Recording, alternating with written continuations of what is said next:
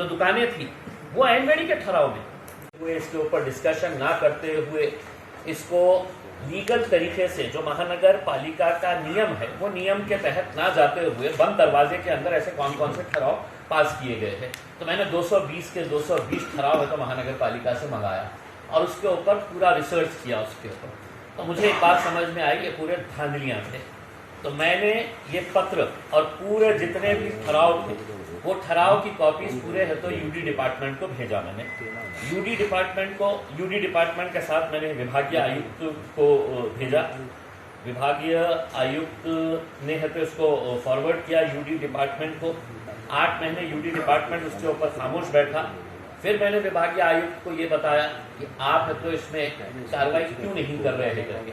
तो विभागीय आयुक्त ने अपने तौर के ऊपर एक पत्र सरकार को लिखा और उन्होंने सरकार को ये बताया है कि खासदार इम्तियाज जलील ये इसके बारे में सवाल कर रहे हैं, मामला गंभीर है और उसके ऊपर उचित कारवाई की जाए करके। एनवेडीचे ठराव म्हणजे गाडे वाटप, ते गाडे वाटप करण्यात आले एनवेडीचा ठराव घेऊन आपल्या मर्जीतले लोकांना। कम्युनिटी सेंटर जे कोणाला द्यायचे होतं ते देण्यात आलेले आहे।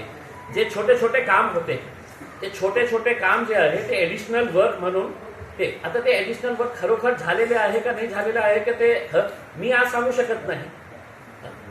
आता 25 कोटीचा टेंडर रोडचा भाजपच्या एका हे कॉर्पोरेटरने दिलं होतं ठराव, ते एनवेडीच्या ठरावामध्ये आणण्यात आला। मग त्याच्यानंतर टेंडर काढलं त्यांनी, म्हणजे याचा अर्थ हे आहे की टेंडर कोणाला द्यायचे आहे। 25 कोटीचा आपल्याला महानगरपालिकेमध्ये चर्चा झाली असती की साहेब या एरियामध्ये 25 कोटी रुपयाचे आपल्याला प्रस्ताव द्यायचे आहे, दूसरे कॉर्पोरेटर्स त्याचा विरोध केला असता की आमचा मालूम है। और एनवेडी का एक ठराव नाम की एक चीज थी महानगर पालिका के अंदर कि जहां पर जो काम सामने नहीं लाया जा सकता है उसको महापौर, नगर सचिव और जो कॉर्पोरेटर उसका ठराव देता था वो एनवेडी का प्रस्ताव बोल के ये देते थे। मुझे ये बात जब भाजपा के महापौर थे तो जब उनकी पीरियड खत्म होने वाला रहता है तो तुम भी लाओ ठराव, करोड़ों रुपये के ठराव जो है वो जनरल बॉडी में नहीं लाए जाते थे, स्टैंडिंग कमेटी के सामने नहीं लाए जाते थे और वो एनवेडी के ठराव बोल के पीछे का पीछे ही उसको पास कर दिए जाते थे। फिर उसके बाद शिवसेना का महापौर आया, उनका जब कार्यकाल खत्म होने के लिए आ रहा था तो उन्होंने भी अंधाधुंध तरीके से एनवेडी के प्रस्ताव उन्होंने किए। तो मैंने महानगर पालिका से ये पूरे एनवेडी के प्रस्ताव मंगाया कि कितने ऐसे प्रस्ताव थे।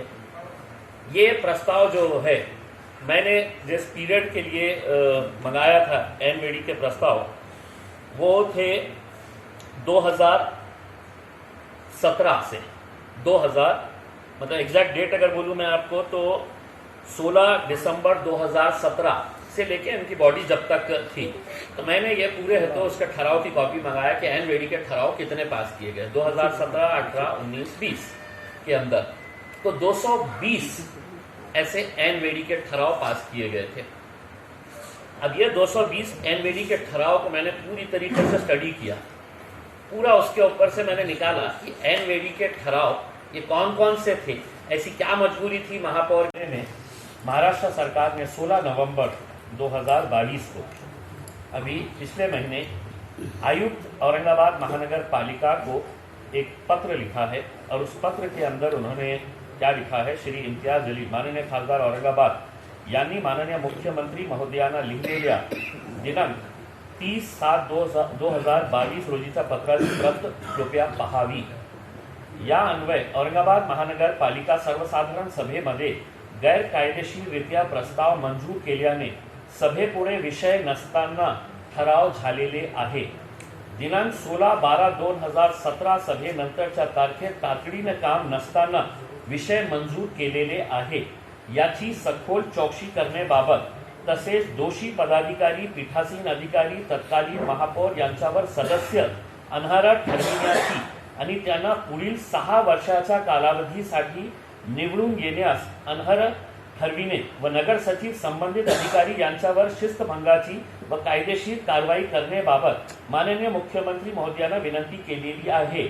सदर प्रकरणी आपला तातडीने शासनास सादर करावा ही विनंती। महाराष्ट्र सरकार ने एक परिपत्रक जारी किया है जिसके अंदर ये लिखा हुआ है की अकोला महानगर पालिकेच्या सर्वसाधारण सभेने दिनांक 2018 ते 2020 या कालावधीत ऐनवेळी पारित केलेले एकूण 139 ठराव महाराष्ट्र महानगरपालिका अधिनियम कलम 451A अन्वय निलंबित करने बाबत ये महाराष्ट्र सरकार ने अकोला महानगरपालिका के बारे में एक ऑर्डर जारी किया है और उस ऑर्डर के अंदर लास्ट की बात ये है की सदरचे सर्व ठराव हे अधिनियमातील तरतुदीचे उल्लंघन करून पारित केलेले असल्याने व यामुळे महानगरपालिकेचा आर्थिक हितास बाधा पोहोचत असल्याने प्रथमदर्शनी दिसून येत असल्याने सदरचे ठराव नियमबाह्य पारित करणारे संबंधित महापौर, संबंधित नगर सचिव व तत्कालीन आयुक्त यांच्या विरोधात तत्काळ FIR गुन्हे दाखल करण्याची कारवाई आयुक्त अकोला महानगरपालिका यांनी करावी। ये ऑर्डर आया है 14 दिसंबर 2021 को महानगर पालिका की तरफ से। यानी कि इसका मतलब यह है कि आपको किसी न किसी को कितने ऐसे जो गाड़े थे